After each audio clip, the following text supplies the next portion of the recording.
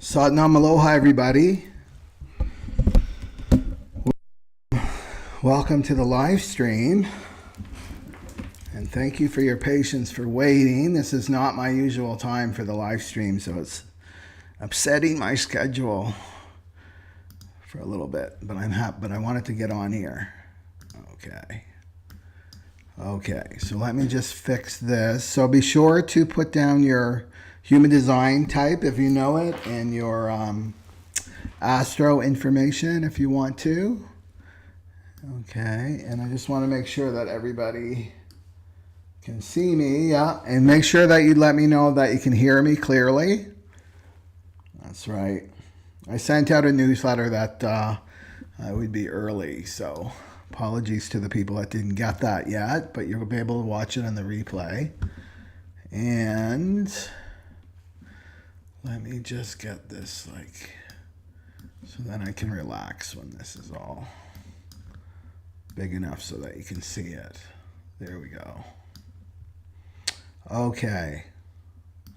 What's that other thing? Oh, it must have been when I did a screen grab. Okay, so the first thing, let us tune in to the Adi Mantra and make this a ritual. So remember, Ong Namo Gurudev Namo. This is the Adi Mantra from the Kundalini Yoga tradition, and it's just about you connecting to your own inner teacher, And this was the meditation that we did for when when the sun moved into the 41st gate. We chanted this. It's beautiful meditation. If you're on my newsletter list, you have access to it. Yeah. Okay, so let's prepare to tune in here. So just close your eyes for a moment. And just do this. You're going to feel a lot better. Don't click away.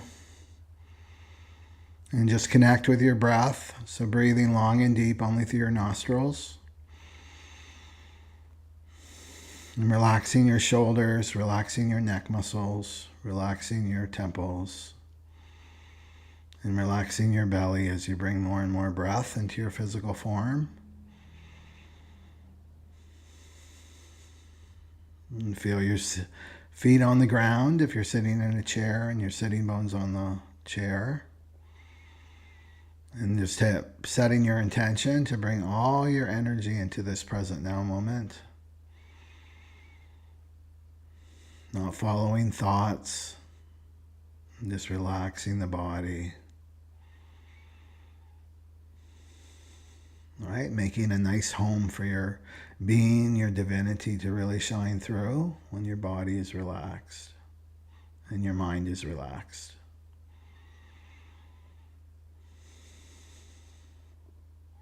And just take a moment to set your intention to receive the message today that you need to hear on your healing journey at this time.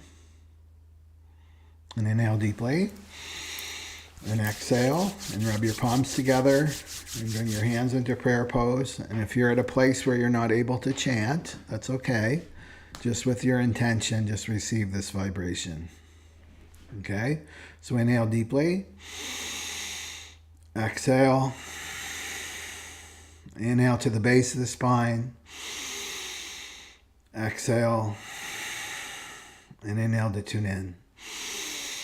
Om Namo Gurudev Namo. Om Namo Gurudev Namo. Om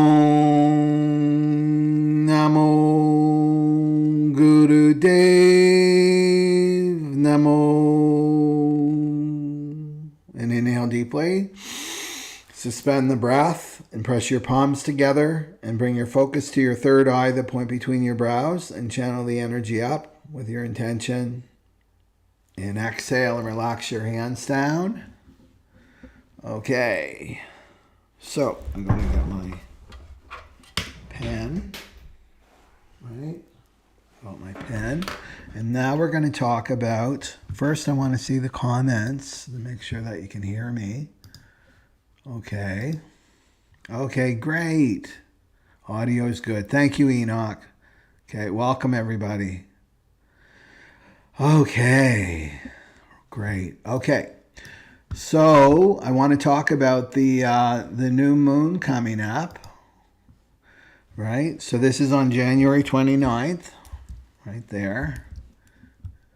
The new moon, there we go.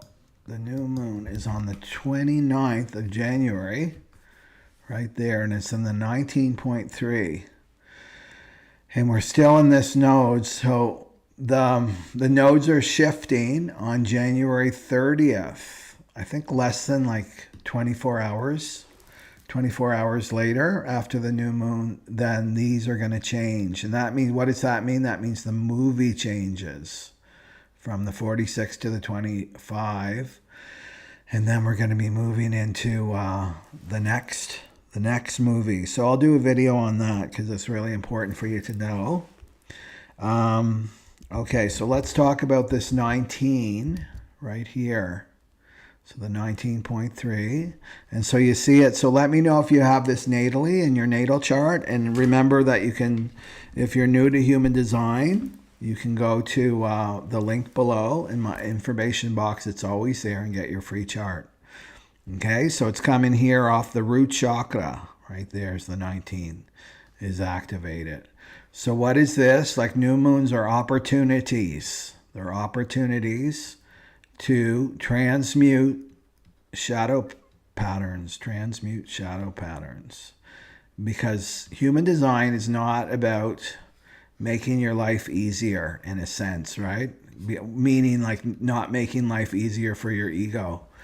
This is about your evolution. We're evolving as a species and we are in it. And you probably feel it this week. The energy so shifted when that sun moved into the 41st gate, didn't it, on January 21st, right? The sun moved in there. So a lot of people even are not familiar with human design could feel it's like something shifted, something changed. Well, this is really, really big. And we're going to see more and more changes coming this year, 2025. And it can feel, like I said in my newsletter, there can be so much change happening right now, right? There's so much change that it can feel overwhelming at times emotionally. And that's the time that you want to really come back into your center, right? So this opportunity here with the 19, to look at it as an opportunity, because we're here to merge light and shadow as a humanity. And then you personally are here to do this work, right? Light and shadow work. And we don't get to the light unless we go to the shadow, and the shadow is ego. So there's gifts in this work if you're open to it, right? So see this as an opportunity. And you'll notice, because this is a natal chart, not a natal chart, it's a transit chart. So you may or may not have the 19, but you're going to be affected by it, right? This is a global transit. And what else was I going to say about that? The 19. It will come back to me probably. So, so this is, oh, I know what I wanted to say, is that you'll see it out in the world when you become more familiar with these archetypes, you want to say. There's one of 64 archetypes. One is 64 shadow patterns. You start to see them out in the world, right? Start to see them expressed. And the moon, this is what drives us. This is what emotionally drives us, right? So emotionally drives us as a collective with this new moon. And the interesting thing about the 19 and the 49 and the 55 are going through huge mutations right now, right? Huge mutations. This means like irrevocable change mutations as a humanity, our species. So if we look at shadow patterns, if we look at a shadow pattern here, so this is the shadow of codependence, like I said in my the thumbnail, right, of this video. And then the 49 is reaction, And then the 55 is victim, So where we get into trouble as a species, so this has to be mutated out of humanity, codependency. Reaction has to be mutated out of humanity, and then the shadow of victim, right? So if you look at this, where we get into trouble, because codependency, the shadow of codependency is just there. If you look at it neutrally, like a yogi, it's just there. We see it.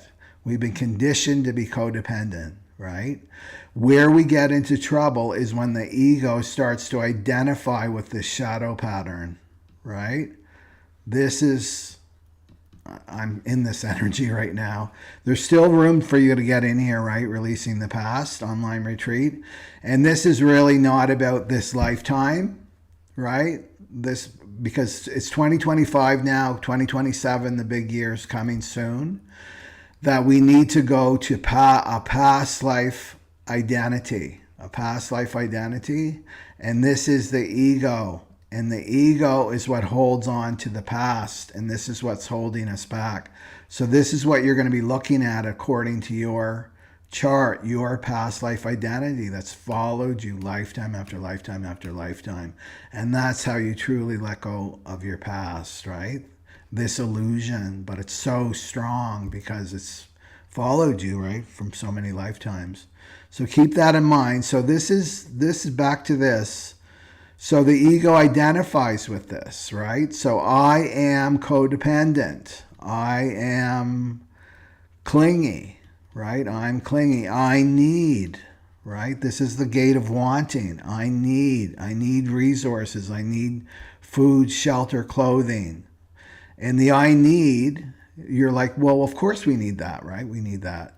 But I need, when you identify with that, then it's like, I need something out there to give this to me, right? So this is the shift that we're making. We're becoming more self-sovereign and realizing that everything we need is inside of us. And what's inside of us is our divinity. And that's what manifests what we need, like our physical body and what we need. We don't go, there's no more go out and get, right? That's the age of Pisces. That's the cross of planning. I go out and get. So this is the ego with codependency, and then the ego is like, I'm a rebel with the 49. I react against the status quo. Is that a true rebel? No, they're in complete reaction to the status quo. I identify with this, and then I identify with the victim. And that's a big one. That's the 55 that needs to go. I'm a victim. Things happen in my life that I have no control over. I have nothing to do with this reality. I'm going to complain and blame about it, right? These are the top three that are leaving, right? Leaving the planet. And this is the 19, the 49, and the 55. So if we look out in the collective, right, what happened this week, right?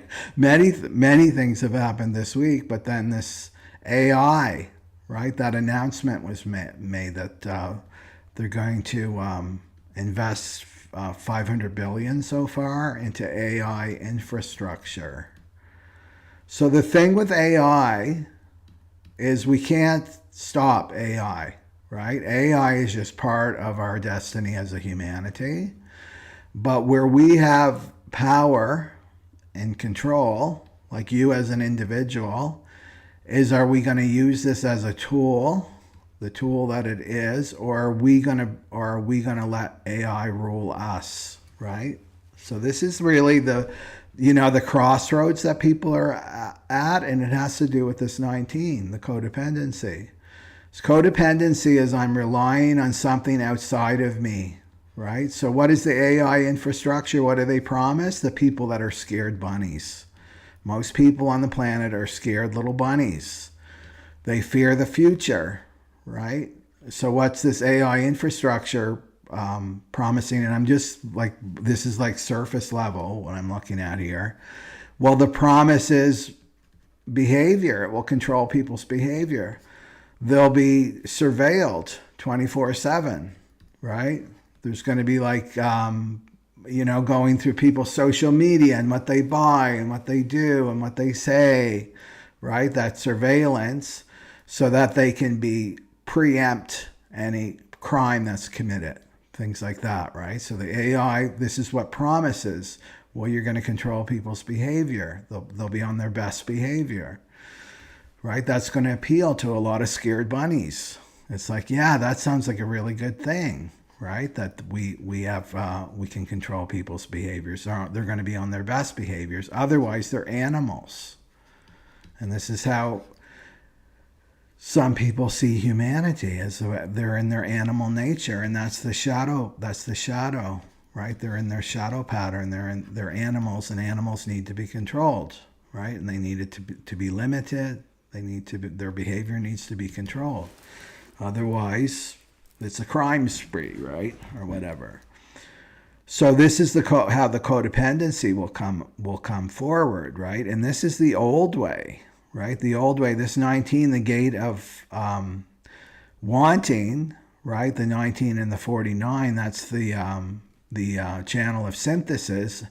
And the 49, the 19 is like, I need food, shelter, clothing. I have these needs, right? And then I look to the 49, and the 49 is like, yeah, I'll give you that. Right, I'll give you that, but you need to be educated in this way. You need to go to this church. You need to believe in this God, and so on and so on. And then there was this exchange. Well, this is breaking down, right? This is totally breaking down. The 1949. We're seeing it out in the world, right? This is a dangerous place to be now. Is codependency. So that's how I see it right now out in the world. But I mean, this has been around forever, and I'm not judging, because we've all been conditioned to be codependent, to give our power over to the external, right? We've been conditioned, and it's, it takes some effort and work and trust and faith to undo this shadow pattern. But it can be, because there's a gift in this 19. There's a total gift in this 19.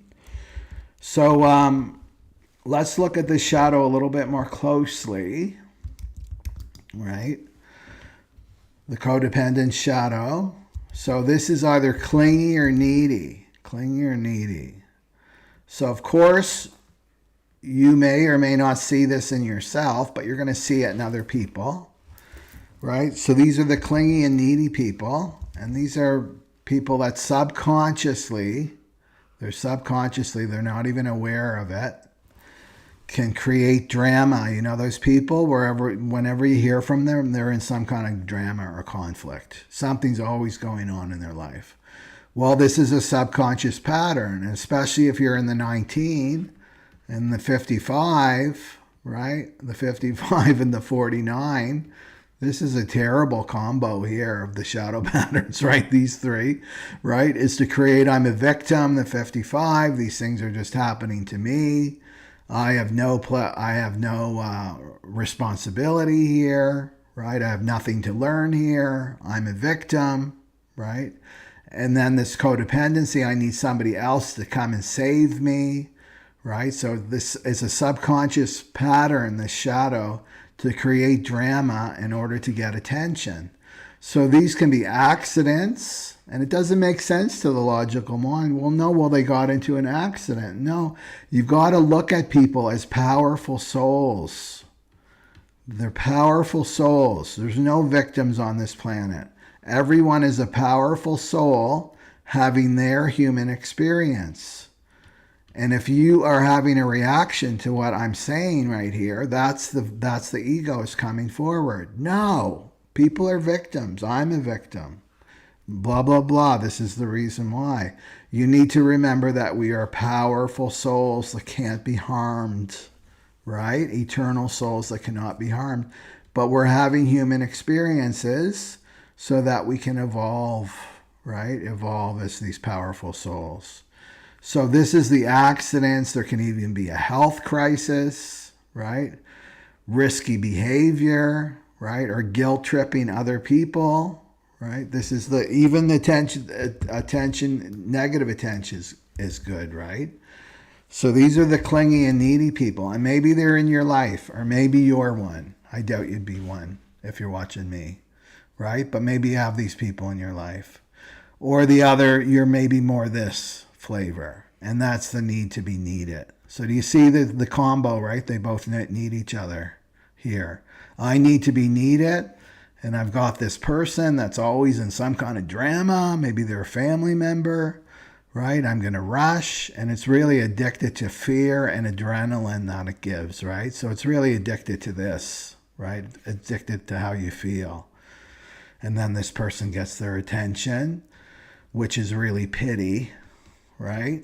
The need to be needed person is really giving them pity. Oh, poor them, they're so screwed up, and I'm perfect, right? I don't need to look at my stuff, right? So they're giving them pity.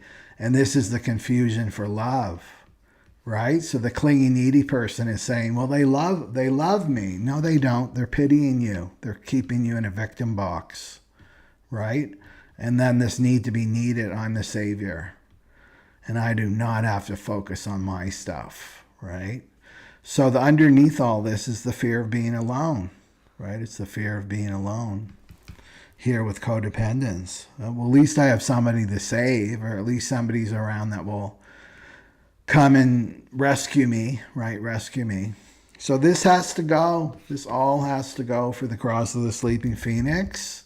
You know, if you look at the powerful phoenix, I'm really researching this phoenix more, this mythical creature, right? The phoenix, oh, poor me, I'm a victim, right? I'm complaining, oh, the life is handing me lemons or whatever. No, you got to look at yourself as a powerful phoenix, right? You're rising from this shadow pattern, arising from the shadow pattern. And then the gift, right? Because every shadow has a gift. Well, it's sensitivity, your sensitivity, lots of gifts come, like psychic gifts comes from the 19, right? And sacrifice. And you're like, well, that's no gift, right? Sacrifice. But you're thinking of sacrifice in the terms of martyr. And we live in a culture that doesn't see the power of sacrifice, right? So the lower frequency of sacrifice, like codependency, that would be I'm sacrificing my authenticity. I'm sacrificing my authenticity for another, for something else, right? I know this to be true, whatever it is. I know in my bones this to be true, and yet I know I'm sacrificing it, right, for the good of another person or my tribe. Right, this is the old way. This is our ancestral way, cross the planning way. Right, so sacrifice, if you look at sacrifice, the higher frequency of sacrifice is to make sacred. And what are you really sacrificing? You're sacrificing your ego. Right? Your lower shadow animal self for your divine self. Right, that's what true sacrifice is. I'm sacrificing my ego and all my ego attachments, which could mean like I have an ego attachment to my partner or to a friend or whatever it is, and my divine self is telling me I have to leave this relationship. Well, I'm going to sacrifice the ego. Right? When my lower self saying, no, fear, right? Fear this, you can't make it on your own or whatever, right? This is what we're all being called to do. And this new cross of the sleeping phoenix, there's no time for that ego, right? The new species is no ego. And I know some people are going to be very reactive to this. This is the 49, right? That ego pattern. What do you mean we need an ego? Egos are good things, right? And like I say before, the ego is like, somebody came in and robbed your place, took all your money, took all your things, right? And then suddenly they arrive back and they've got a little cop hat on them, right? And they're like, I'm going to help you find that thief. That's what it's like to use your ego to try to get rid of ego. The ego will never, ever voluntarily right? I'm going to sacrifice myself. It's the divine. It's the divine that needs to sacrifice the ego so that you can rise, right? Like the phoenix. So I always say, like, basic ego. You need a basic ego, which is my name is, That's my name. That was the name that I was given. My mother's name is, and I came out of her womb, and that's it. And I have a body. That's all it. That's all you need. Because we're coming more and more into the present now moment, and we're releasing the past. We're releasing these old identity patterns, right? Okay. Did I want to say anything else? Remember that the shadows, right, they're steeped in the material realm, right? So this is always material. That's where the codependency comes forward, is going to be in the material realm, not the spiritual realm. Okay. The other thing, I can't believe I'm forgetting, is the 19. This is the origins of religion right here. And this is being mutated, right? Less and less people are turning to religion. Religion used to be like completely controlled the masses, right? Religion. It's like, okay, we're going to, the 49, right? We're going to give you what religion? You're born into a religion, right? You're born, and that's just it. Okay, you're born into a Catholic family, then you're Catholic, right? And most people, if they're asleep, will say, well, I was born into it. That's just what I am. I've never questioned it. I never questioned it. Well, this is being mutated, religion. And really, this is the true root of codependency, is realizing that the divine is inside you. It's inside you. It's inside me. Your own divinity is inside you.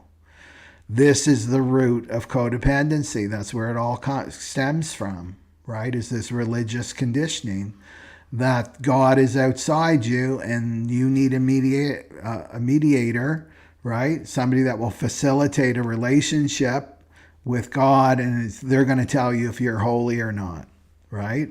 Or if you're a sinner or not. And this is the cross of the sleeping phoenix is the realization that the divine is inside you. It's inside each person, right? Okay. So that's what I got there. And let's look at, what else did I want to look at here? Okay. I got to keep on the time, you guys, because I have my online retreat opening circle. That's starting in a couple hours. Okay. Let's see here. Yeah, so some steps. That's a good point. Somebody just said that. Oh, Ruby Slippers is here. So, no, I'm from Los Angeles.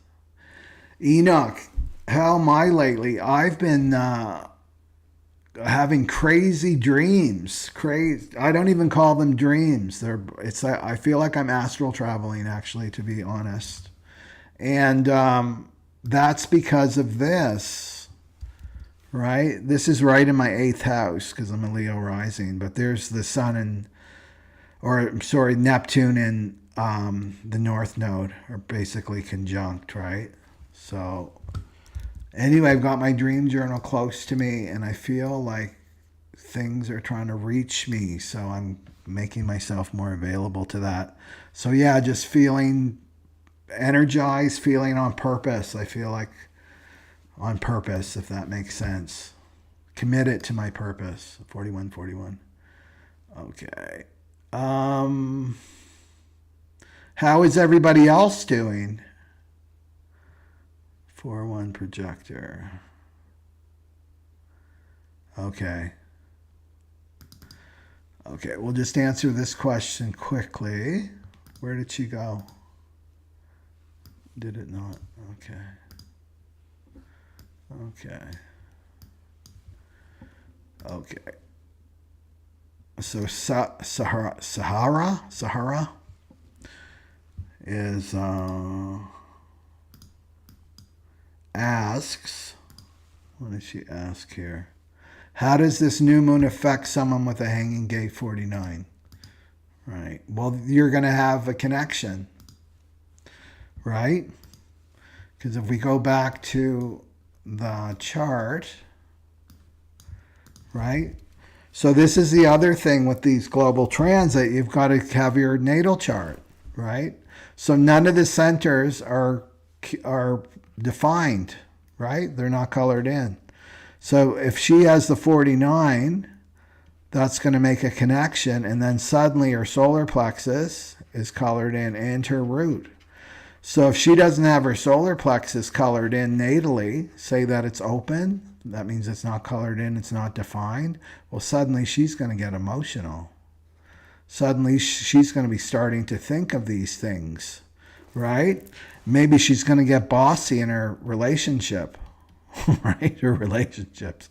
Because people with the 1949 natally, they need to be the boss in their relationship. And that means like, you need to obey me. This is like traditional marriage. The 1949 is marriage and also divorce, right? And it's divorce because the 49 will reject the 19 and saying, you know what, you're not obeying me. I got my rules and you're not following them. So see you later, right? And then you're in divorce court. So you got to watch that and just, right? So it's like in the new moon, it's like, oh, I'm suddenly emotional. It's because there's a transit moving through and it will go. This too shall pass.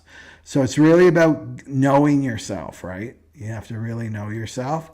And human design is one of the best tools out there to know yourself. Ah, this is me. This isn't me. Because we can get lost, right? And especially with AI coming in and Pluto and Aquarius, the hive mind, right? The hive mind. And this is the AI is the all. You have to look at the AI as ego.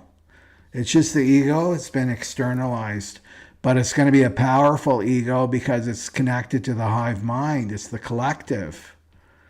You know, when you go to groups of people, you can feel it. If you don't know yourself, you get swooped up in a group ego. This is the, you know, the mob mentality. Well, this is the ultimate mob mentalities with AI. It's the collective ego made manifest right here.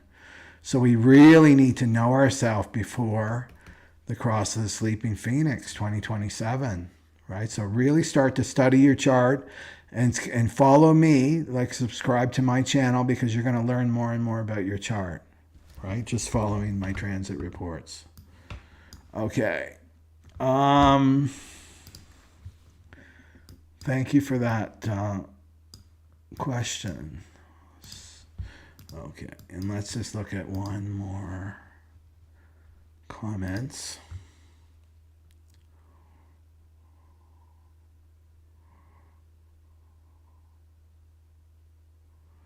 Yes, exactly. Wherever Pluto goes, like Pluto moving into the 19th gate in a few years, this is echo the transformation now that Pluto is in Aquarius for sure. Yeah. It's gonna take 20 years to move all through those patterns, right? The 19, the 13, the 49, and then the 30. It's going to be excited when it hits the 30. I'm looking forward to that one because I've got the 30 3 times in my chart. And it promises ecstasy. Yeah. Okay. Okay. Yeah. So let's look at what you can do with the dreams. Are people having crazy dreams? Yeah. Actually, I met my past life last night in my dream. The thing is, there is no past. All these lifetimes are happening simultaneously. Yeah, so Ruby's getting wild dreams about my codependency. Yeah. Yeah. Okay. Thank you. So what can you do for this codependency? You've got to retrain yourself, right, with codependency. And so at first, you need to look at it neutrally. You need to be open that you may have this pattern, right? So it's really easy to see it in like your mother or your father, like a family member or something like that, especially if it really irks you. Like, oh, it really irks me when my mother does that, when she enables my father in this bad behavior or whatever it is, right? Well, then you got to bring it back into you. You don't want to go into victim because the ego wants to project you out or react the 49, right? You want to look at it neutrally. Neutrally, here's the pattern. I can see it, right? Codependency. And so maybe something comes up, right? Something comes up. Like a problem.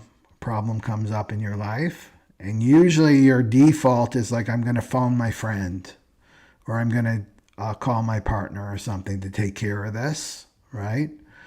So that would be a codependency, like a codependency, instead of like sitting, which is like not literally sitting, but taking a pause, right? And tuning in to your being, to your higher self, right? And then you're going to look to yourself first. Look to yourself first. And then your intuition will guide you. And maybe your intuition will guide you to phone your partner, right? But you want to retrain yourself. Or maybe your intuition will tell you something else. Oh, it's not a problem. Or your intuition will say, oh, it's because of this, like some little problem in your car, that the fuse is out or something. I just need to replace the fuse, right? Like something really silly that's easy that you can handle. So we want to start to retrain ourselves to become more interdependent, right? To take care of things ourselves. Because as soon as you start operating like that, like I have everything I need inside me. If there's a problem in life, I can handle it because I have my higher self to guide me, right? To keep me safe. I don't need to go into fear and worry. I don't need to listen to my ego. So the more and more you empower yourself with this knowingness, the more you'll move out of this codependency, and you're not going to have this fear of being alone. I believe there's a lot of people on the planet that are in these really bad relationships because they fear being alone. It's not that they love the person, right?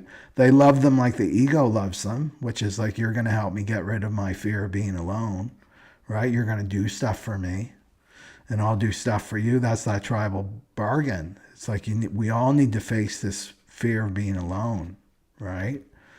During this time. Okay, so let's do the astrology. We'll get into the astrology, and this will be quick. Okay, so Aries. So Aries, Sun, Moon, or Rising. Where is this going to affect you? Well, the 11th house, right? Okay, so let me get the questions, because I love asking questions here, right? So Aries, Sun, Moon, or Rising. This is about your friendships, your friends, and the groups of people you hang out with, right? So how are you with your friends? Do you feel clingy with your friends? Maybe your friends are clingy with you, right? Do you need to be needed? Do you have friends that are, I used to have this. I would call, at one point, this is way before Kundalini Yoga and stuff, I had some awareness in my 20s, is around my Saturn return, actually, this came up, right? And I would I said, I'm going to look at my group of friends, and I had quite a lot of them then. And my question was, are they on my caseload? They were foul weather friends. I only heard from them when they were having problems, right? And I would counsel them, right? I would coach them. I was even doing it back then, right? So the question was, is this person on my caseload, or are they a true friend? Well, I had so many that were in this department, the caseload, right? So maybe Aries, Sun, Moon, or Rising, you need to do that, right? Especially if you have this question. I feel like nobody's there to support me. I'm here to support everybody else, but when I need help, I'm there helping everybody move. As soon as I want to move, it's like the crickets. I don't hear from any of these people. So, right? So look at this shadow of codependency, right? Am I sacrificing myself, my authenticity for my friends? Am I holding back what I truly want to say, right? To look at that. So that's for Aries, Sun, Moon, or Rising. And then Taurus. Taurus, I think, is in the 10th.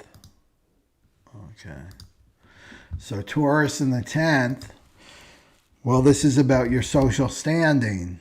Where's your social standing? Right? And so you have to look at where are you sacrificing? Where are you sacrificing your authenticity for your social standing? Again, I keep going back to the voice, right? Taurus rules the second house, which is the voice. Taurus rules the voice. It's the neck, right? Are you sacrificing your authenticity for your social standing, for your reputation, which is connected to not self, right? Do you have a not self reputation? Well, I have a reputation where I'm a people pleaser. That's codependency, right?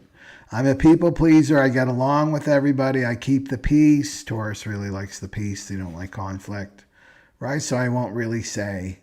I'll let that anger build and build and build. And that's what Taurus can do. They can manage that anger for so long and then they come out, right? And then it comes out like in a reactionary way. That's the 49, right? That's going through a transmutation. So also the 10th house is in your with your boss, right? Your career. So maybe are you like dig out this thing. Do I need to be needed in my career with my boss? Do I feel clingy with the boss? Do I give my power over to the boss? Right? They're the ones that hold the purse strings and I have to people please and I have to, sacrifice my own authenticity, right? So to really look at this, because things are changing, Taurus. I know Taurus doesn't like change, but things are changing and they're changing fast and that means you have to change too. Okay. And let's go for Gemini, Sun, Moon, or Rising here. And they're in the 9th house. In the 9th house. Right here. So is codependency, here's my question for the Gemini, Sun, Moon, or Rising. Is the shadow of codependency affecting your soul purpose? Right? Your soul purpose. Is it stopping you from doing your soul purpose, Gemini? So this would be, well, I can't do that because somebody relies on me, right?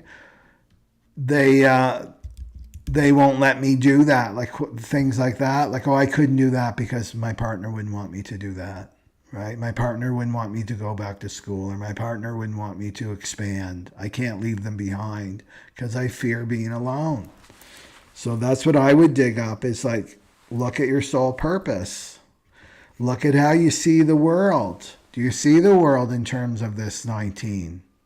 Well, I need, right? I need these things and I just have to do this. This is how the world works. This is all ego and shadow and you want to let that go. So that's Gemini, Sun, Moon, or Rising. And then Cancer. Cancer, Sun, Moon, or Rising is in the 8th house. Right? In the 8th house. And this is your marriage partner. 8th house, someone you share resources with. Do I need to leave? Do I need to leave this relationship? Well, the shadow comes up. I fear being alone. Right? I can't be alone. I fear letting go of my past. Right? I feel like, well, my partner is clingy. It's clingy. They're really clingy. So I get this, Cancer. Maybe you're clingy yourself, right? Cancers are known to be clingy. And they're not good at letting go. Right? They're not good at letting go of the past. That doesn't come easily to Cancers, right? Or do you need to be needed with your partner? So this is saying to let go, and you may be dependent on your partner, like codependent in terms of money, Cancer. Well, I won't be able to take care of myself. I need my partner's money, or I need their resources, or whatever, right? So it's about Cancer. You got to face being alone because what's happening here is you're sacrificing your authenticity, right? You're sacrificing your soul for what, right? to get for material security, and in your case, emotional security. You need to give that to yourself, right, first. Okay, so that's Cancer. And then, there we go. Cancer. Leo. Leo, Sun, Moon, or Rising. Well, that's in your 7th house, isn't it? Because Aquarius is on the other side, right? So this is definitely dealing with codependent people, right? Leo is not known to be codependent. They're ruled by the sun, very independent sign. So this is what I would look at, right? Is the need to be needed, right? So am I attracting codependent, clingy people to me that I need to do everything for, right? I need to do everything for. And this is what I'm learning too, because I'm a double Leo, is teach people to fish. Do you know what I mean? Like, you need to teach people to fish. You don't run out and get the fish for them. That enables this codependency, right? So where I would go is like, where in your life do you need to be needed? Where are you addicted to this? Fear and adrenaline. Are you addicted to these feelings, right? Of the stress. Are you addicted to that? What that brings? Oh, I feel alive, like I have some kind of purpose. That's the ego, right? That's the ego. So just to like tune in, right? Tune in. Is this okay? Somebody contacts you in some kind of a frenzy. They're in the clingy energy, right? It reminds me of people that are drowning, and if you go over there and try to help them, they'll bring you down. They'll put your head underwater, and you'll drown, right? Because it's irrational. It's not a rational energy, right? It's clingy energy. So first, you want to tune in to your being. You don't want to follow the ego. Like, you've got to do something. You've got to save this person. You've got to tune in. That's the wrong motivation. Because your motivation is like, I just want to get rid of this feeling that my ego is creating, right? It's like, no, you want to tune into your being where there's equanimity, there's peace, and there's calm. And then it's like, do I have to take action? What do I have to do, right? And your being may say, oh, just send them an email or direct them to someone else, or hold and restrain yourself, right? Don't contact them yet. Whatever it is, right? So this is what I would look at here with the Leos, to stop falling into this pattern, right, of this need to be needed here. Okay, and you're going to be learning about that anyway, right? Pluto's in your 7th house for 20 years. So you're going to learn about how to be in relationship with other people and in an empowered way. That's healthy for both parties. Okay, so really check in, Leo, who the people in your life are. Do they have this dynamic? And then Virgo's in the 6th house. Whoops. Virgo's in the 6th house. And that's your workplace, right? That's your workplace. So Virgo, I would look at this. Is there codependency in your workplace, right, in terms of your work? Because there could be conflict, right? So this is Virgo's house anyway. The traditional house is the 6th house. So it can be a house of conflict, right? So conflict. So I would look at fears of being alone, and letting go of past things. So conflict, clingy, because Virgo likes to fix, right? They like to fix. So that's where I would look at, is Virgo in the 6th house. Do I need to fix people, right? Because these can be enemies too. It's the house of enemies, like visible enemies. The 12th house is hidden enemies. These are visible enemies, people that you have conflict with. right? So the codependency could be like, I've got to fix this problem. And it may not be your problem to fix, right? But again, you may be overpowered by this shadow pattern, right? The shadow pattern, especially if it involves, like pay, like money or something, right? That you have to fix this. And to empower yourself, just like Leo, what I said to Leo, is tune into your own inner being, right? Do I really need to fix this person? You can see what's wrong with them, right? You're a Virgo. You can spot the flaws a mile away. But am I the one to fix this? Maybe I'm the one to just point it out, right? If asked, maybe I'm just the one to point it out, that I don't have to fall for this need to be needed and fix everybody, because this just inflates the ego and inflates this shadow pattern, right? This codependency, because we all have to get, all of humanity, we're moving out of this. This is being mutated out of humanity, this 19. Okay, so look at that. And then Libra,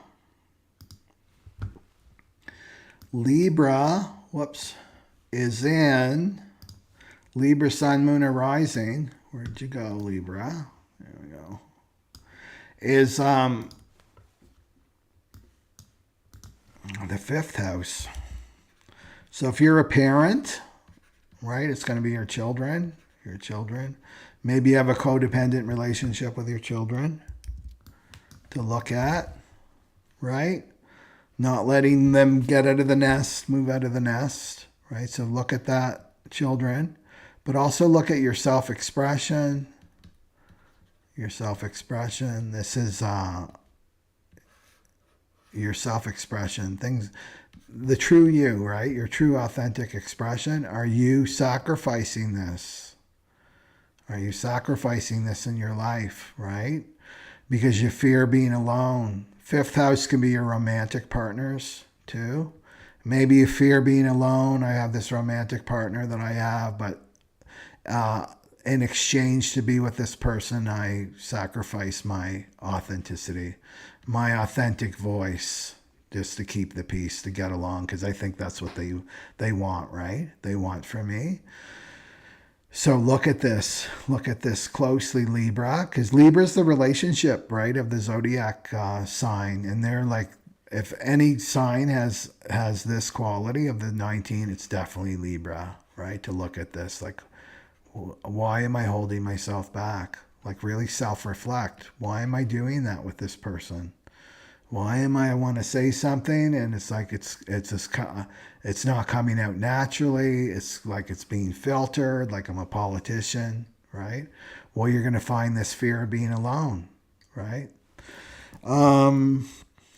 Okay, so that's Libra. And then Scorpio, Sun, Moon, and Rising. I'm going to have a little drink here.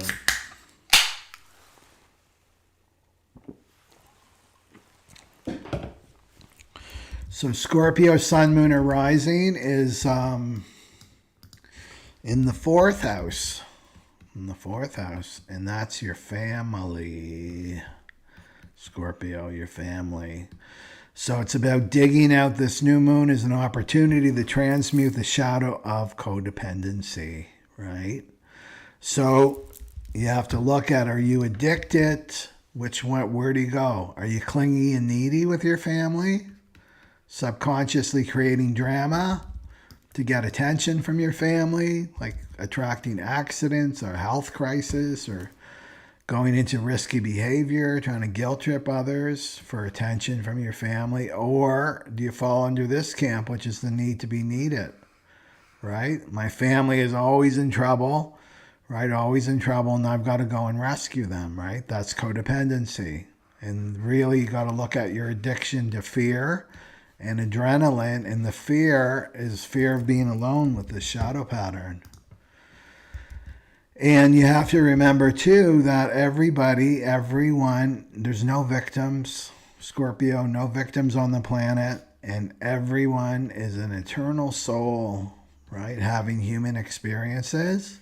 And if you're trying to run in and do everything for your family, then you're depriving them of their evolution and their expansion in this lifetime. And it serves no one. It doesn't even serve you, right? It's like you got to tune in. Is it time for my family to fly on their own right now, right? I'm not going to run in and try to save everybody, right? And Scorpios like to do that, right? They thrive in crises.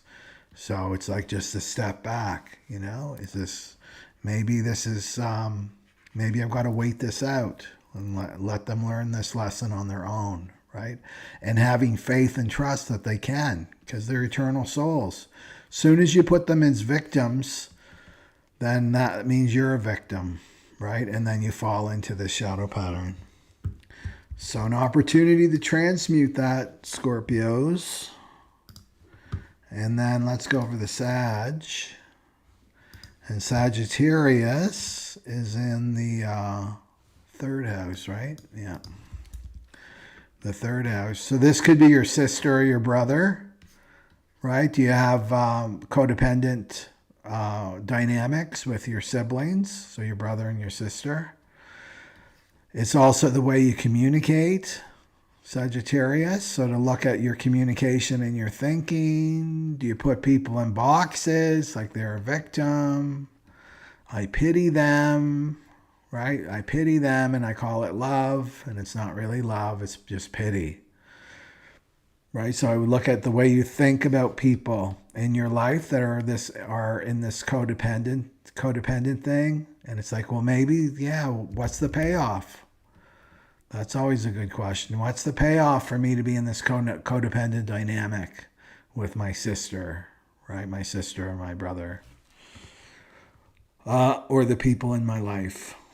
Okay.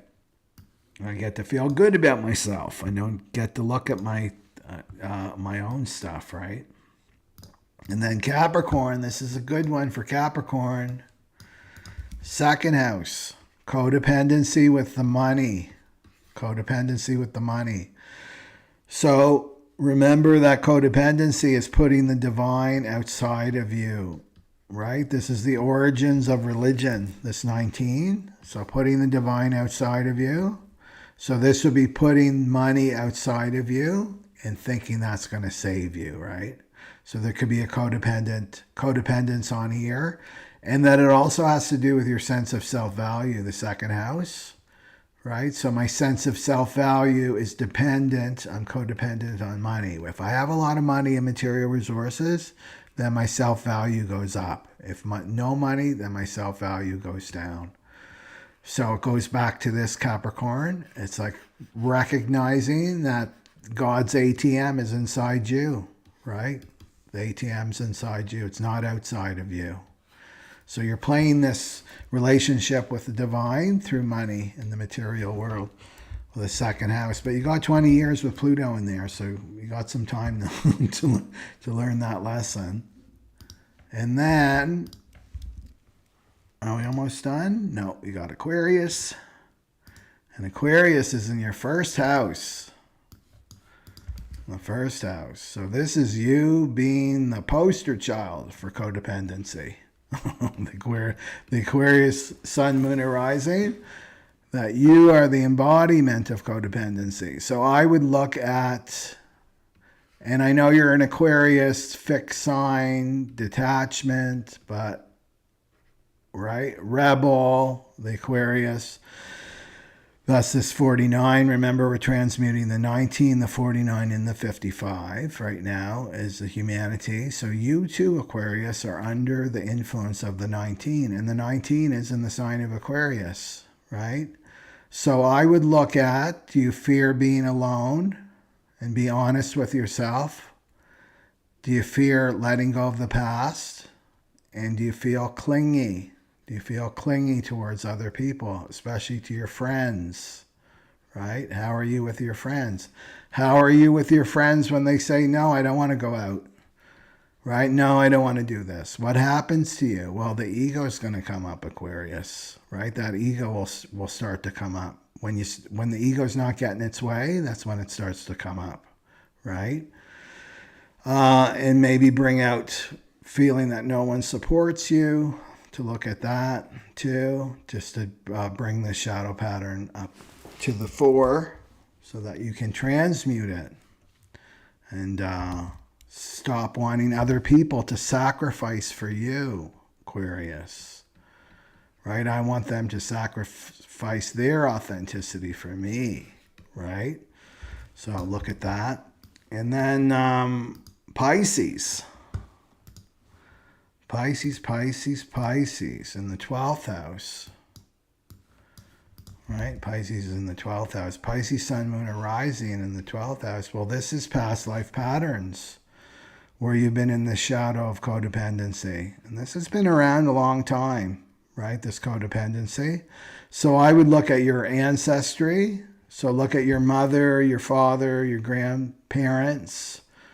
Did they show this shadow pattern, right? They feared being alone. They were in this loveless marriage forever. They wouldn't dare strike out on their own. Never get a divorce. That would be a no-no. Like things like that, to dig this stuff up. And what I would say with the 12th house is dreams. Like I said, the North Node and Neptune are conjunct, actually. They're a degree apart for this new moon, is to look at your dreams. Like let your dreams tell you, right?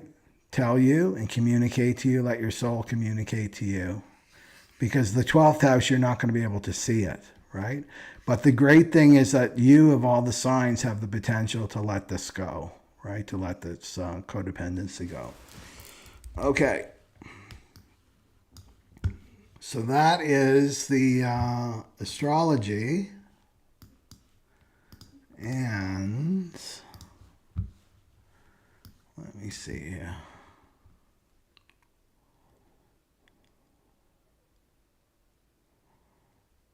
Oh.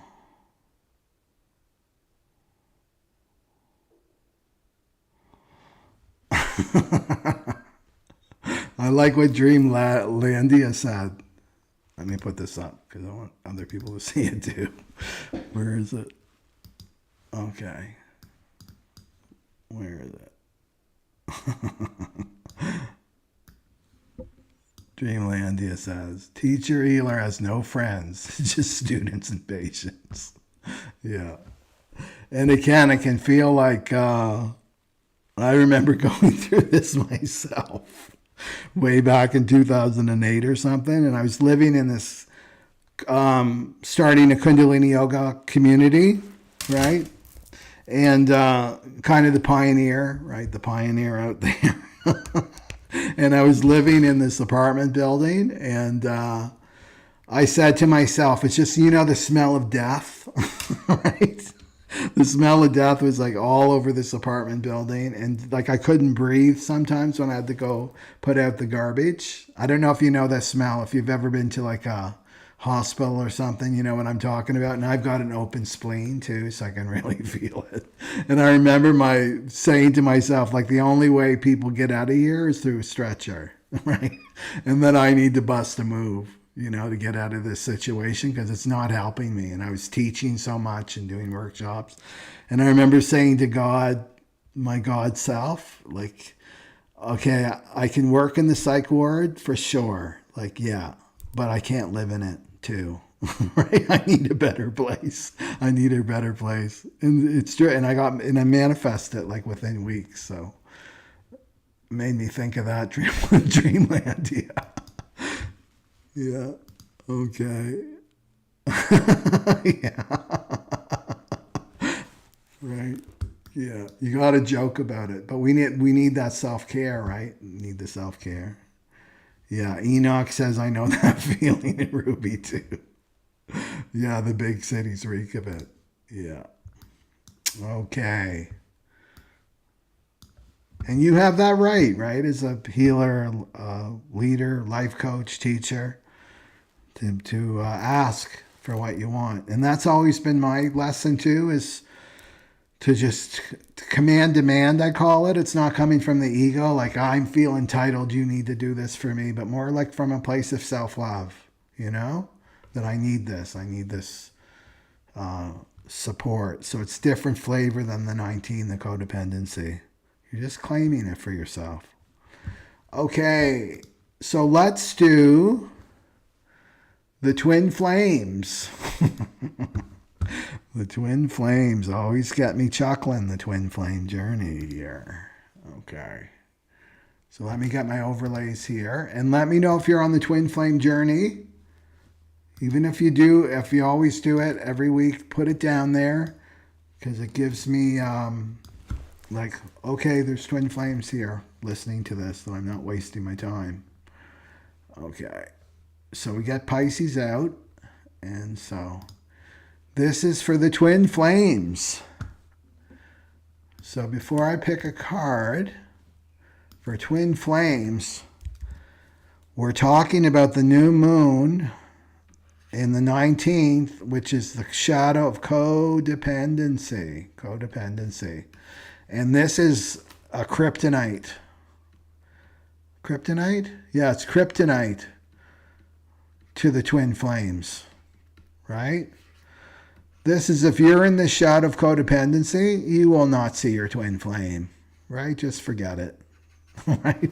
Bye-bye. I had my chance, right? If you stay in this codependency, this is the first that has to go. One of the first things that have to go is this 19, the shadow of codependency. Because this is the old tribal consciousness, right?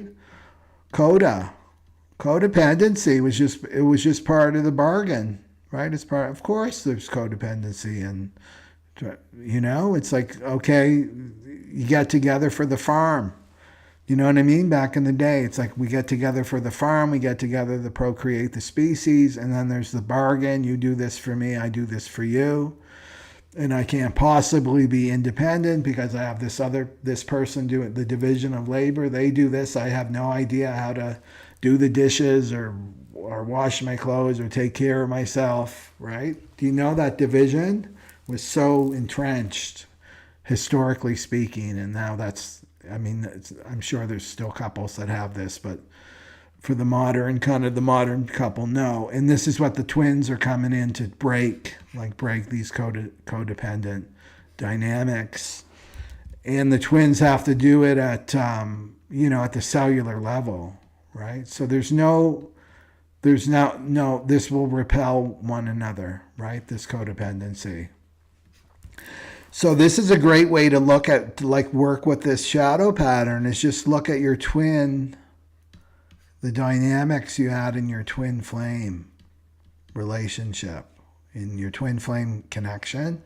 This is whether you're together now or you have been and you're in separation. The twin will definitely show you this dynamic. Out of anyone in your life, the twin's going to show you this. Where am I codependent? Right? Where am I codependent? Where am I needy and clingy? Right? Where am I needy and clingy? Where am I needed to be needed? This would be a lot of the chaser, right? The chaser. And then the runner is like, I don't need anybody, right? I'm independent. And independent is different than interdependency. Independent is still ego, and it's still this shadow. I'm just running. I don't need this. I don't need this, and I get triggered because the runner's going to get triggered by seeing this codependent dynamic with the chaser. Because the chaser is probably going to express this more than the runner, and the runner gets triggered by that and runs away because they don't want to look at their own neediness and their own clinginess, right, within themselves. They want to deny it, and that's the ego. Right? The ego doesn't want you in truth. The ego doesn't want you authentic. Okay, so let's look at a few cards for the ego. So if you're a twin flame, let me know, and then just kind of center yourself and take a few deep breaths and connect to what you need to hear at this time.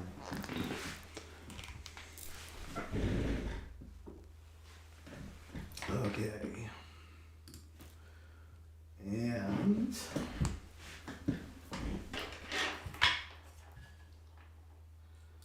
we'll do an ego card. And then go ahead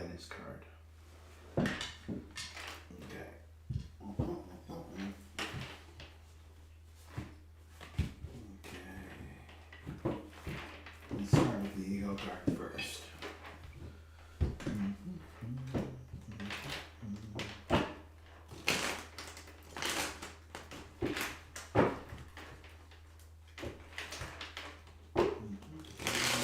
Don't forget to like this video too.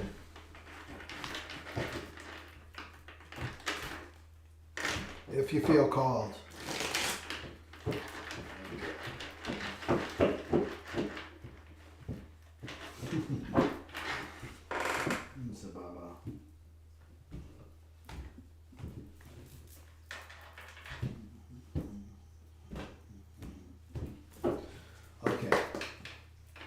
What do we need for the chaser? What's the ego pattern for the chaser for this new moon?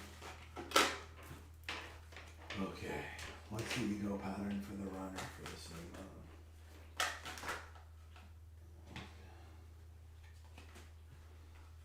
moon? Oh, that's interesting.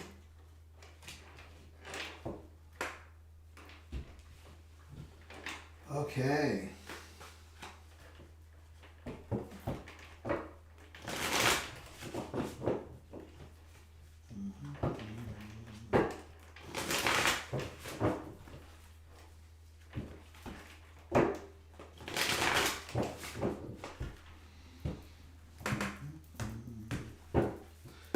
What's the guidance for the chaser?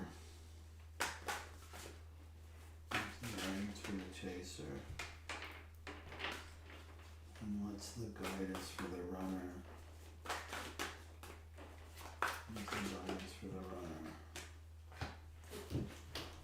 Okay. Wow, this is really interesting. I wasn't expecting this. Okay, so let's start off with the chaser. The chaser got the stuck card. These are ego cards, stuck card. And then the guidance is the Empress, which is the Divine Feminine. So this is stuck. It's called stuck. Okay. And this is child, stuck in childhood wounding. And this is really, I mean, if you want to work on this, like, yes, there's a higher level of codependency, but the lower level of codependency is your childhood, right? So this is a refusal to grow up and do your child. And this is the thing with the twin flame connection. It automatically brings up childhood wounding in both parties. Like never before, right? That this wounding could be dormant, like rarely comes up, rarely surfaces. And then the twin flame connection completely brings this up to be healed, So this is identifying, again, it's ego identification with any abuse that you've experienced in your childhood, right? So this could be, that there was no one to support you in your family, and that you were clingy and maybe you buried that clinginess. You just like, I have no needs. Maybe you're a chaser that does this. Well, I have no real needs myself, right? I've completely suppressed these, but I've been conditioned to focus on other people, right? That I need to be needed. As long as I need to be needed and I have somebody to fix and I have somebody to heal and listen to and take care of, then I'm okay, because it keeps me away from these suppressed needs that I have, right?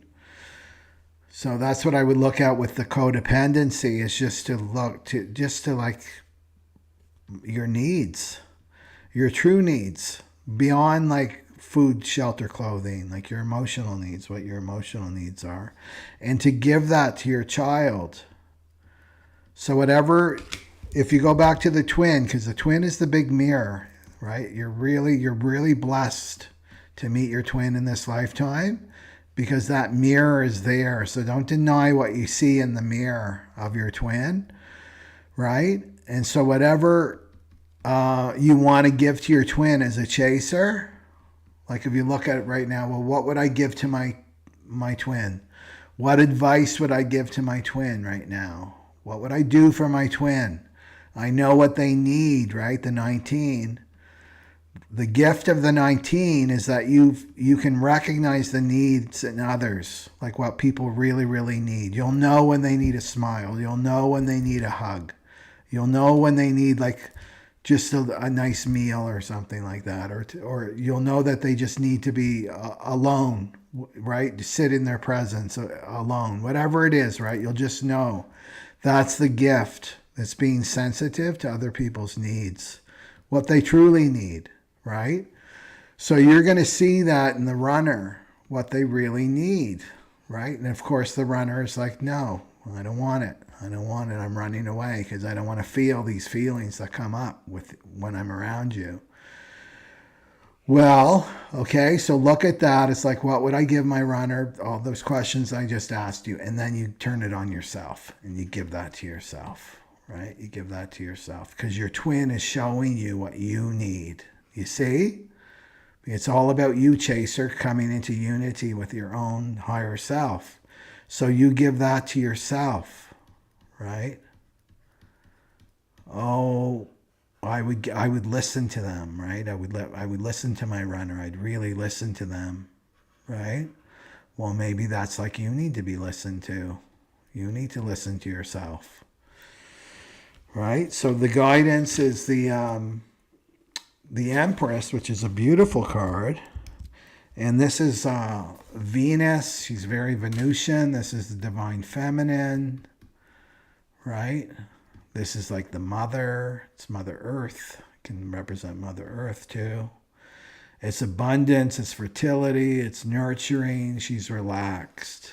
So chasers need some divine mother energy. That's what I see. You need some divine mother energy on your inner child, right? So you can do this through, if you've done my inner child workshop or my online retreat, go back and do some of those meditations, right? Those will really help you. So divine mother to give your inner child, right? It's the way you talk to yourself, you nurture yourself, you bring all your focus back to yourself, right? That's the divine feminine. And then you're going to bring, this is about unity. You're bringing your divine feminine and your divine masculine energy together, but the chasers need to bring more in this divine feminine energy in, right? So your affirmation, I'm abundant in love and creativity. And bring that to your inner child, right? So the inner child is the entity that never grows up, but you want it to be healed. This is an unhealed inner child. It's like a refusal. I'm not moving on, right? I'm going to focus on other people and not myself. Yeah. Okay. And then let's look at the runner. And isn't this interesting? The runner got the chaser card. The runner got the chaser card. So this is saying that the runner is coming more into the chaser energy. And the chaser energy. The runner is turning. And this sometimes happens where they flip, right? They'll flip. So what does this mean? Well, it means that there's an ego death happening, right? So this could be obsessive thinking. That's what you have to look at what the chasers go through. The obsessive thinking, the yearning to be with their twin, right? Going over conversations, starting to remember things, not being able to run anymore. So they're becoming the chaser, but they're still not in unity, right? They're still not in unity with themselves, but they're making this step, right? They're making this step. So how this applies to the 19, right, is recognizing that they do have needs. So they're kind of opposite, right? Because the chaser is like the childhood wound is I have no needs, right? I've just resigned myself that I have no needs and I'm just going to focus on everybody else. Well, now the runner is saying I do have needs, right? I do have needs. And this is being shown through this connection with my twin, right? With my twin. But if the runner has to go deeper than that, because the twin is just showing them something from their own childhood, right? Their own childhood and their own childhood needs. Yeah. right? So, or they may be, if they're in a karmic relationship, then they're becoming not like a chaser, or not a chaser in terms of twin flame, but right, like looking outside of themselves, looking outside to this other person to fulfill their needs, So it can work like that too. But let's look at here. Yeah. And realizing that their partner.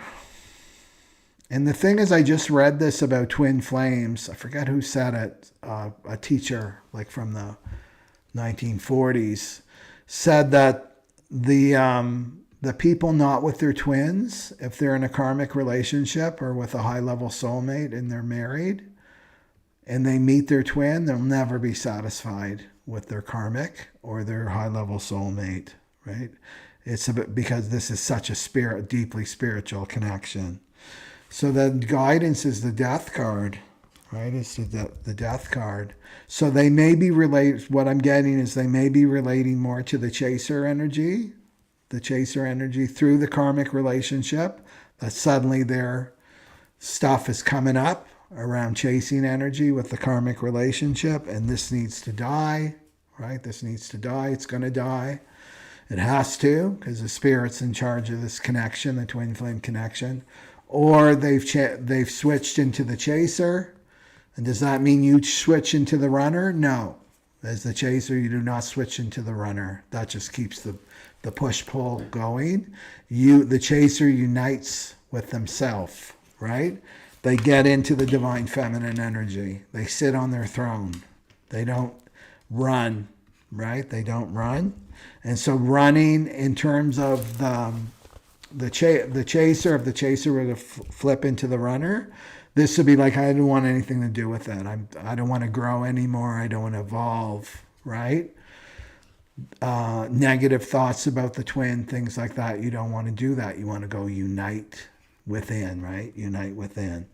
So the runner turning into the chaser, this needs to be transformed. This death card needs to be transformed, and the runner has to come into unity with themselves. So this is about embracing change and new beginnings, right? And it's going to be completely connected, runner and chaser, both of you, to this shadow of codependency. And this means going within, sacrificing your ego and lower S self for your higher self. Yeah. That's very interesting, though. That's never happened. Okay. And let's go to... And now we're going to go to the human design types. Let's see here. Bum, bum, bum, bum, bum. It's all about focusing on yourself, twins. Both. Runner and chaser. Okay, here we go.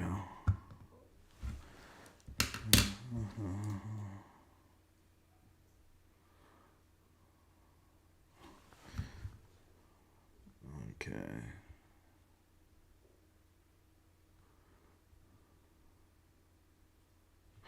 Okay. And let's go to the generators. No, let's go to generators. Generators.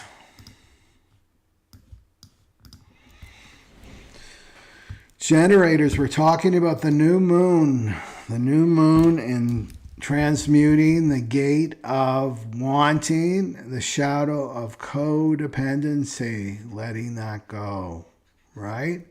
Making someone else's voice more important than your voice, giving all your power away to someone outside of you or something outside of you. And remember, the 19, the 49, and the 55 are going through huge mutation right now in our human history. So you don't want to identify with this, right? I need that other person. I can't be alone, right? There's a fear of being alone here. So let me do some cards and read those questions. And how do we want to do this?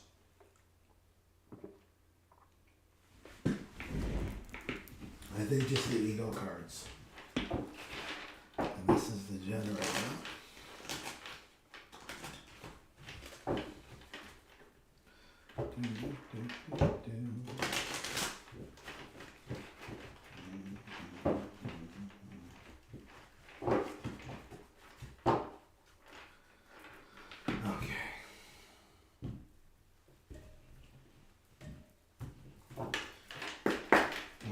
For the generator for this new moon.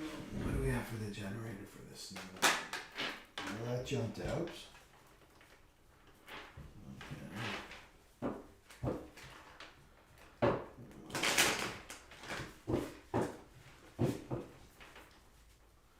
Let's see if we can get the guidance.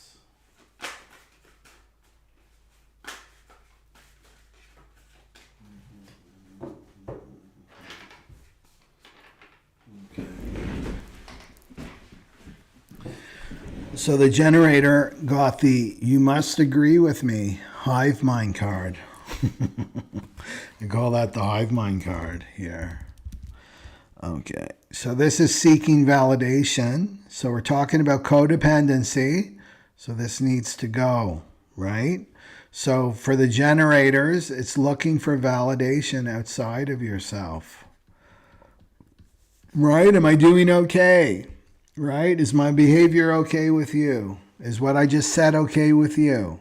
Right? Seeking that validation from the external to, right? Am I okay, basically? And this is totally codependency because you're depending on the external to tell you that you're okay, right? And to tell you who you are. Yeah. So this is, in terms of ego, this is totally built on insecurity, right? Insecurity. So this is about you finding your own security within. And that's your higher self. That's your being. The you within you. The you within you is where your security is here. It's not outside of you. And the thing with the ego, with this, the ego is never satisfied because it's made up of security. Insecurity. You're never going to make your ego secure. Never. It's insatiable. It will want validation over and over and over again. Have you ever been in a relationship with people like this? They're so insecure, and no matter how much you tell them that you love them and that, right, you appreciate them, right, that it's never enough. It's never enough, right? So no one can validate your point of view. So you've got to look at yourself as an eternal being, right? A soul having human experiences, which means you have your own point of view. No one else. There's, 7-8 billion people on the planet. There's only one you. You have your own unique point of view, right? So it's impossible for someone else to validate your point of view because they're not going to see it like you do. Sure, they can maybe agree with you or something, but they're not inside you in your point of view, right? So this codependent dynamic has to go about, I need everybody to agree with me and then I can feel secure. And the ego will never feel secure. It will last maybe, I don't know, an hour, a couple hours, maybe a day, and then it will be on to the next thing, right? That the ego needs validation on. And this, if you've been on the other side of this, it's annoying. It's totally annoying to be able to constantly be trying to give somebody validation. It's like they don't listen to you, right? They don't listen to you, and you're repeating yourself and you're leaking your energy. This is leaking your energy. Okay? So this is like, I'm going to validate myself. Generators, I'm going to validate myself that this is my experience. I'm having an experience in this lifetime, and it's my experience, and I don't need somebody to validate my experience. It's like if you stub your toe and somebody runs over to you and you're like, oh, I'm in pain. And they're like, no, you're not in pain. What are you talking about? You're not in pain. They don't know, right? You're the one that's feeling the pain and having the experience. So you're validating yourself. You don't need somebody else to validate you, right? So that's how I would work with this codependency generators. And let's go for the MGs. The MGs. Manifesting generators. Okay. I'm interested to see what's going to happen to the human design types in 2025. Okay. Oh, the other thing I wanted to say about the generators is I just lost it. I know there's this deep need to be liked, you know, and that the ego wants everybody to agree with it. And though that means people like me, sometimes people are going to disagree with you. A lot of times people will disagree with you, but it doesn't mean that they don't like you. This is the spiritual adult can have disagreements with people because they have different points of view, but they can still like each other and still love each other. That's a mature relationship, right? That's not a codependent. This is a false relationship, a codependent relationship. Okay, so let's go to the MG. And read the questions there, MGs. We're talking about the new moon in the 19th gate. Okay. Let's see what we got. Manifesting generator.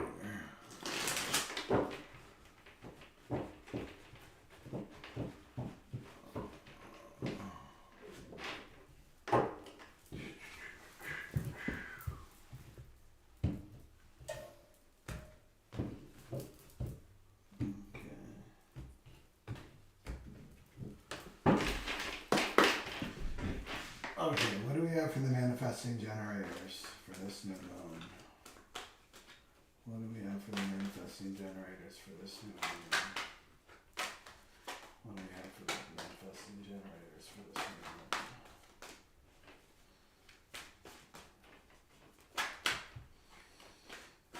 Okay, we got fear and rejection.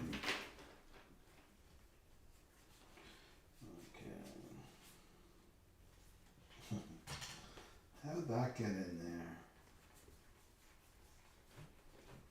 Okay.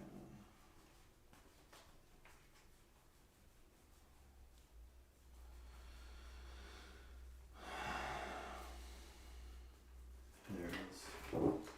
Okay.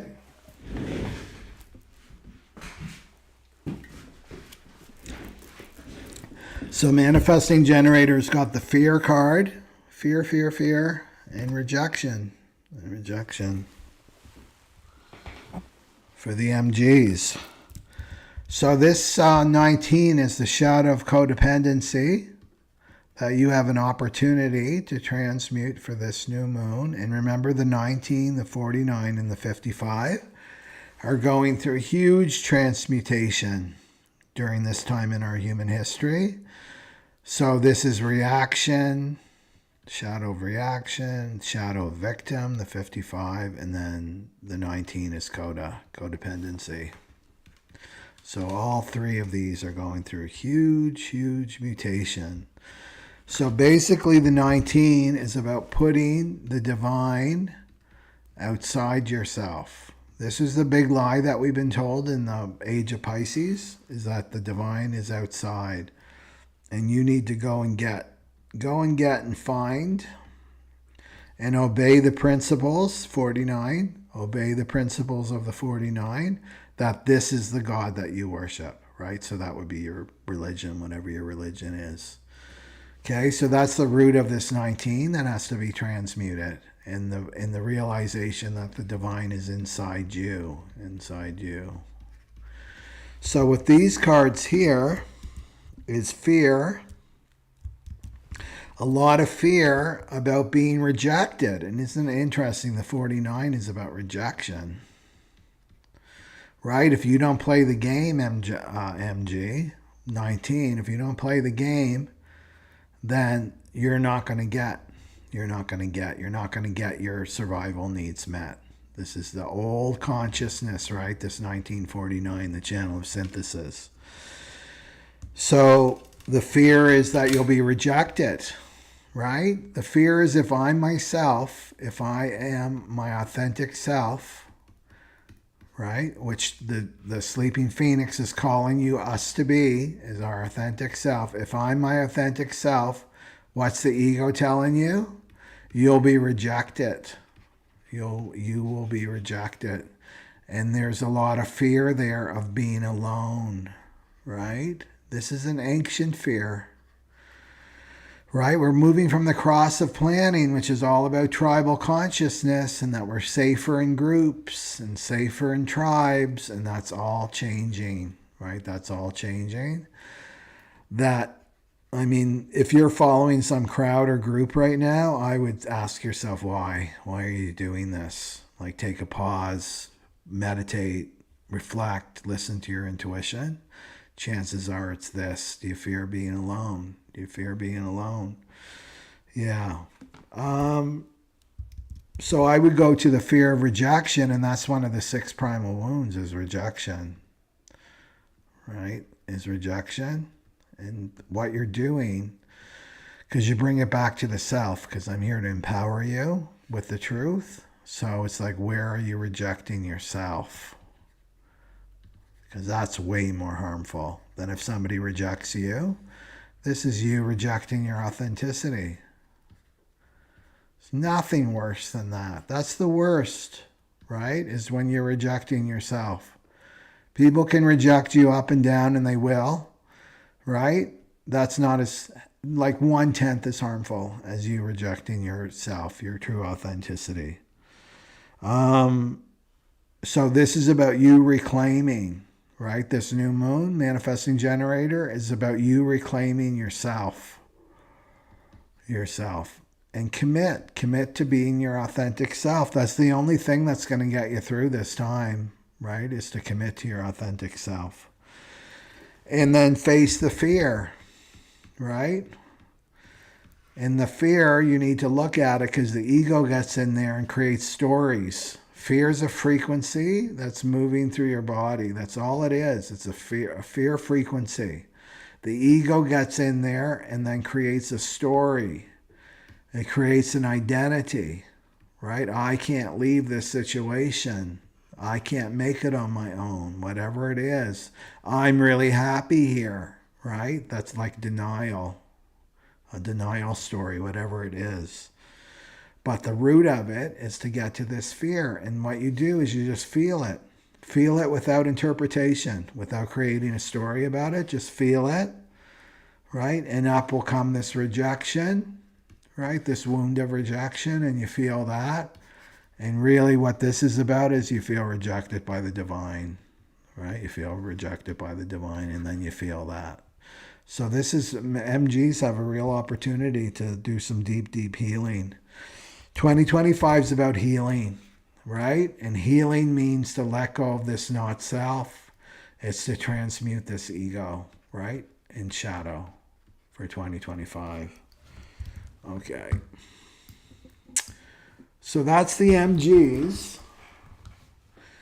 And then let's go for the projector. Okay, the projectors.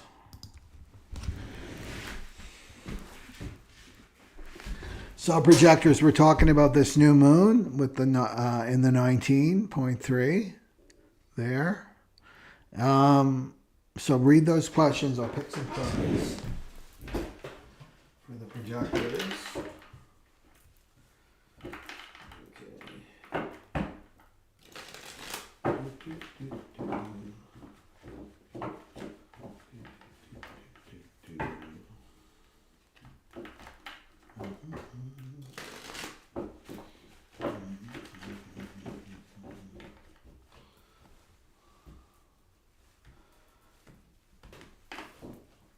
What do we have for the projectors for this new moon?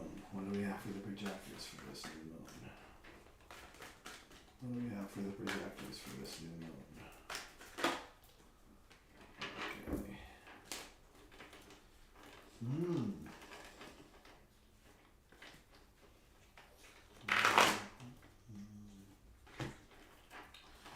Okay. So the projectors, we're on this theme of the primal wounds. So the projector got the guilt card, guilt, and then procrastinate, postpone. And it has to do with this 19 and codependency. Okay, so the two sides, just projectors, right, is either the need to be needed, I need to be needed, this is the shadow pattern, or I'm clingy and needy myself. I'm clingy and needy, or I need to be needed back here. And the need to be needed, let's look at that. So the need to be needed is part of this shadow of codependency, right? I need to be needed. And I think you got this last time, right? Didn't you get the white knight? This is like the white knight energy. Need to be needed. Well, this card is saying that it's coming from guilt, right? So you're trying to pay off guilt. Now, this is the ego trick, right? Trying to pay off that guilt. This is the ego. So the ego feels guilty, right? And to understand the ego believes in punishment. If there's guilt, then there needs to be punishment, right? Now, the natural guilt, like natural healthy guilt, is part of our consciousness, and it's just, it's our conscience. It's saying that we betrayed ourselves. We moved off the path, right? The path that we were on, this path of light we were on.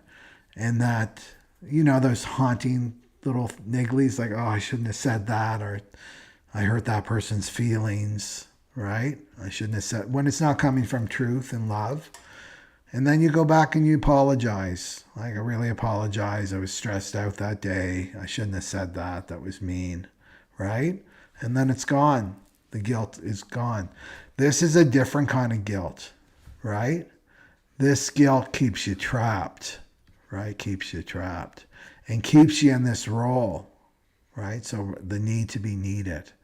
And what the ego is trying to do, because to me, this kind of guilt, it's like you were born into it, right? You were born into this. You just felt guilty. I just feel guilty. It's free-flowing guilt, and I have no idea where it comes from. And then the ego, instead of transmuting this, because it's past life guilt, that's my sense, it's past life guilt, right? The ego is attempting to pay off the guilt. It's like, I don't want to get punished. I want to be in control of this. So the ego fears the divine, right? Fears the divine. Fears the divine. It's like the divine's going to come in and punish me. Look at the Old Testament. This is totally this dynamic right here, right? The spiteful God that's going to come down and smite everybody, right? So that's where this comes from. So the ego, right, feels the guilt, is in touch with this guilt, and to keep you blocked from your power, right? It's the belief of the ego is the divine is going to punish me. So I got to pay off the guilt, right? I have to pay off the guilt. So this is like this, right? Motivated by this to like, I've got to go and save all of these people as a projector. So what you need to do here, and this is keeping you in this codependent dynamic as a projector, but deep down it's this guilt. So you've got to look at your motivation, right? Why am I motivated to help this person? Why? And you'll know that it's off when you feel frantic. I feel frantic. I feel this anxiety. I have to, right? Nobody can talk you out of it, right? That's when you know that it's off. It's totally off, and that means the ego's running the show, right? The ego is running the show, and it's all about paying off this guilt. And it's keeping you in this codependent dynamic, right? Because you'll always find somebody to save, right? There's so many victims, the 55 out in the world in the shadow pattern. Yeah. And it can make you procrastinate. Or procrastinate. And what are you procrastinating on? Your true soul purpose. Right? Your soul purpose isn't to run out and try to pay off guilt. Right? Your true soul purpose has nothing to do with the ego. So this is keeping you, this is what this is saying to me, it's keeping you from your true soul purpose. Right? So check your energy. Right? Just check in with your energy. I think that's my biggest message for all the types, is just to check in. Check in with my energy. Right? Am I feeling frantic and anxious? Then the ego's taken over. Do I feel fearful? Do I feel angry? The ego's taken over. Right? You want to be you want to be in a calm place. Right? And that's the space of the divine is working through me. The divine is working through me. I'm a clear channel for the divine. That's when you can truly help another person, you know? Because it's not you. It's not coming from the ego. It's not going to drain you. It's not going to exhaust you, right? Anything else for the projectors? No, that's it for the projectors. So let's go for the manifestors. The manifestors, right there, right, okay,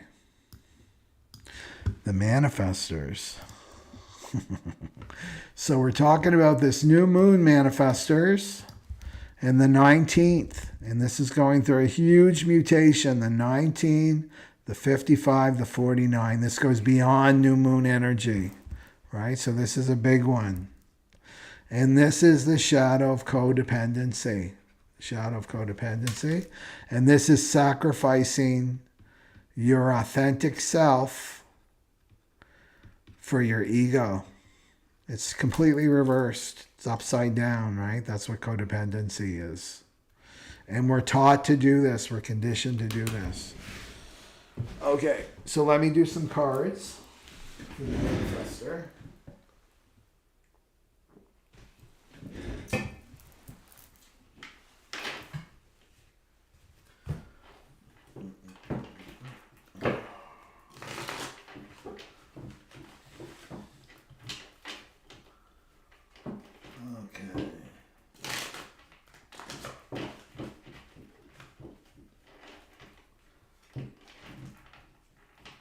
Let me know if you're a manifestor.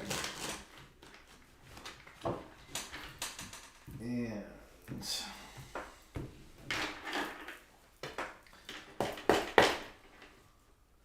what do we have for the manifestors? Okay. What do we have for the manifestors?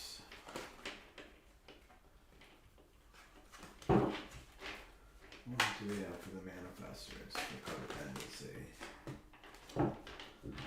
Okay. Okay, the manifestors got the Who's Your Daddy card. Who's your daddy? Meaning, who's your master? Who's your master? Who rules you? And it's got to connect to this codependency, right? So you can play it out with people, right? Somebody that you have on a pedestal. You make their voice more important to your voice. Could be your father, could be like your husband or your wife or your partner or a friend, extended family, whatever it is, right? But let's bring it to the root. Save you some time, eh? So the master, who's your master, right? Is it ego? Or is it soul, right? Is it the ego or is it the soul? And we only get to, all of us, beyond the manifestors, we're choosing right now. Are we going to follow the ego and the collective? That would be AI. And AI is going to be coming out faster and faster. This is Pluto and Aquarius, which is AI equals ego. That's the hive mind. Or are we going to follow our own soul, right? Our own inner authority. And Cross of the Sleeping Phoenix says, right, to follow this, your own inner authority. So this is the dark night of the soul. And it's interesting, too, because the nodes are shifting. I'm going to do my next video will be on this. Like less than 24 hours after the new moon, these are switching, right? So this is the movie. The movie's going to be switching. And it's going to be going into the 36, right? It's going to be going into the 36 right here, right? The 36 and the 6. So I'll do another one. But the 30, just because we got the Who's Your Daddy card, 36 is about the dark night of the soul, right? And this means it's the gate of crises. That's right. It's already activated right here through Venus, right? But the nodes, when the nodes switch here, we're going to really see it out in the world. So humanity's going to be going through a dark night of the soul. And it's the North Node, so we all have to go through it. And it's the gate of crises. And what's crises? Crises leads to Christ consciousness, right? So it's the opportunity to do that. So you're already in this energy. That's what I see, right? Humanity's going to have to make their choice.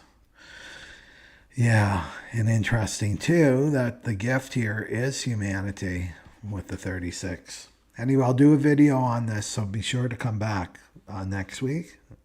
So this is the big test. It's the dark night of the soul. Are you going to choose the ego or the divine? And it's a test of your faith.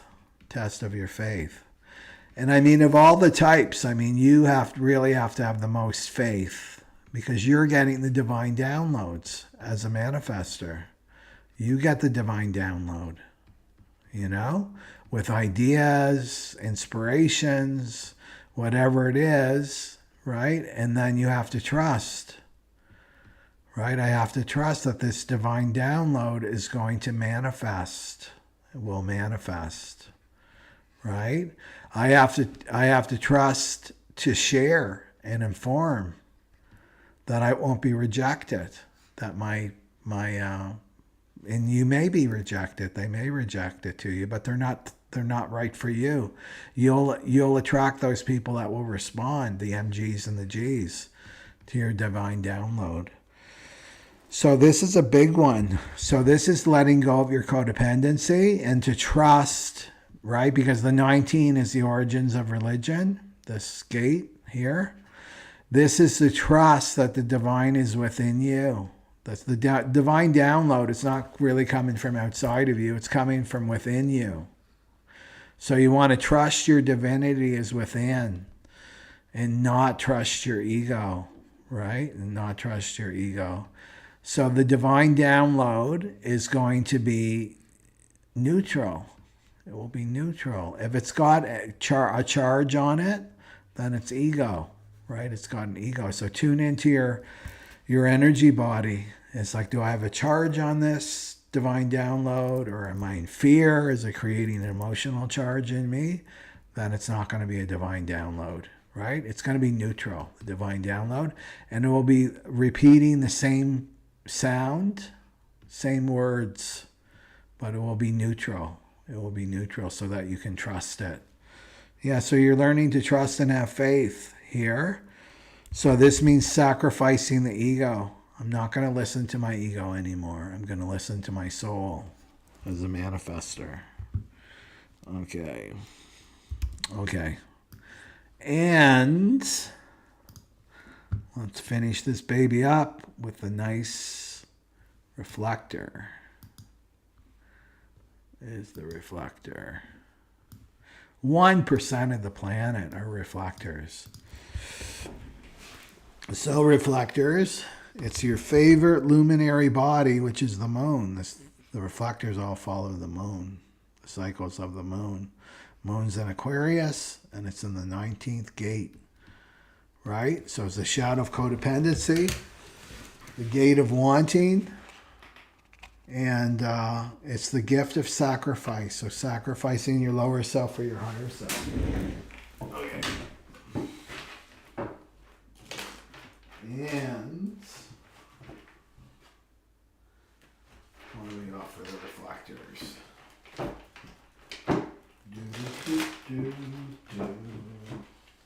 gotta do some charts. Okay.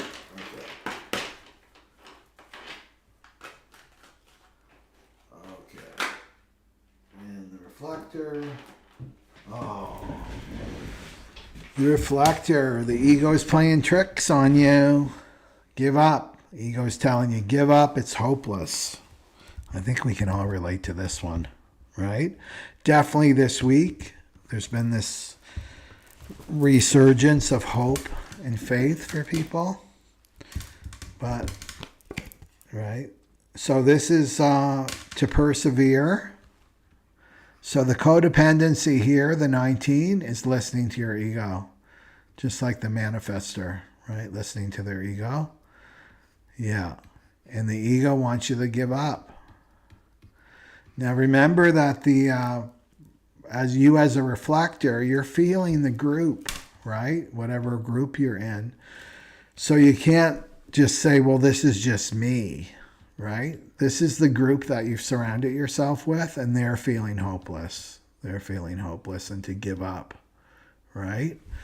So what you have to remind them of, you have to remember that you're a reflector. So you're mirroring this energy back. You're being the embodiment of this. Is I would suggest codependency. It's really good for the reflector to withdraw sometimes, right? Go on a little retreat, right? In nature or something. Or if you can, like go house sit somewhere or rent a motel room or something just to get away from this energy as a reflector. And it means that you're coming, like, don't take this on. You got to remember that you're a reflector, and you've got the Teflon aura, so you're not going to take it on completely. But my advice is to not identify with it, right? So you got the Teflon aura. And sometimes we can feel like guilty, like, oh, other people around me are so miserable and they feel hopeless. I should feel hopeless too. Then this is identifying with the energy, right? So you're just swimming in this, right? Imagine that you're just swimming in this pool of hopelessness, and this is the people around you, right? So that's what I would say, is to withdraw and take some time to yourself, maybe this weekend, right? Take some time, or near the new moon, because this is a new moon reading. Yeah. And to know that if you are feeling hopeless, like maybe you're legitimately saying, no, this is me, then this feeling of hopelessness and the ego telling you there's no hope and to give up, that means you're really close. You're really close to a victory. You're really close to a breakthrough. Okay? Yeah. And remember that reflectors reading is really for us all too. Okay. Okay, everybody, that's what I have for you. And I've got to get ready for the opening circle. So remember, there's still room. You can still jump in. I just need your information so I can get your charts.